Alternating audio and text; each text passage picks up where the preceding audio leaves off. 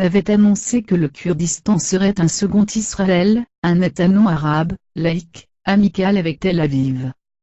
Mais ce qualificatif de second Israël n'est pas très recommandable dans une région subissant encore les menées du premier. Le Kurdistan a emprunté un chapitre au modèle israélien, et a réalisé le nettoyage ethnique des Arabes et Turkmènes, les chassant de leurs fiefs et des zones adjacentes de Kirkouk et des alentours de Mossoul. La zone de Kirkouk avec ses champs pétroliers, est d'une importance et d'une valeur particulière. Elle avait été prise par les Kurdes lorsque Daesh, l'État islamique, avait chassé l'armée irakienne. Daesh n'a pas combattu les Kurdes, réputés avoir aidé les islamistes à s'emparer de Mossoul.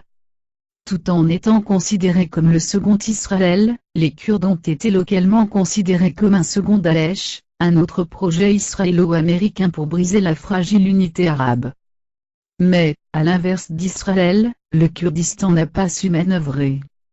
Le seigneur d'Erbil, Moussou Barzani, s'est fait appeler président du Kurdistan malgré le fait qu'il n'était pas reconnu comme tel, même par les Kurdes de la seconde ville plus importante, Souleymaniye. Il s'est attribué un énorme salaire.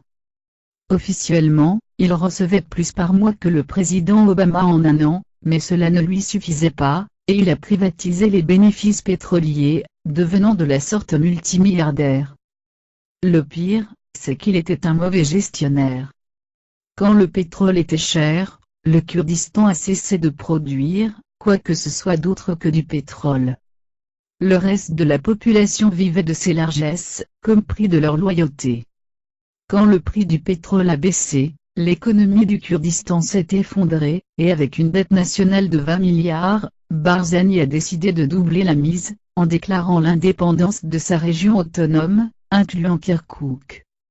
Il espérait qu'Israël et les États-Unis ne laisseraient pas les Irakiens exposer son coup de bluff à tous les vents, parce qu'il avait des instructeurs militaires américains, et des conseillers israéliens.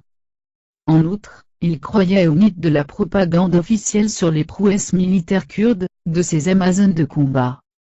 Or voilà que les soldats kurdes n'ont pas voulu mourir pour Barzani, parce qu'ils savaient que Kirkouk n'avait jamais appartenu aux Kurdes. Ils se sont retirés après fort peu de batailles, et les milices chiites irakiennes, entraînées par l'Iran, se sont emparées de Kirkouk au profit de l'État irakien. Les Israéliens étaient outrés. Trump avait trahi un allié, écrivait le journal israélien Haaretz, et l'Iran avait été autorisé à prendre le dessus.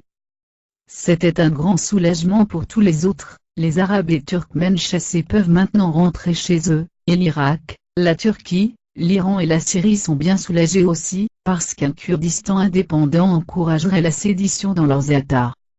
Et les Iraniens ont bel et bien sauvé Damas du réel danger d'une sécession kurde.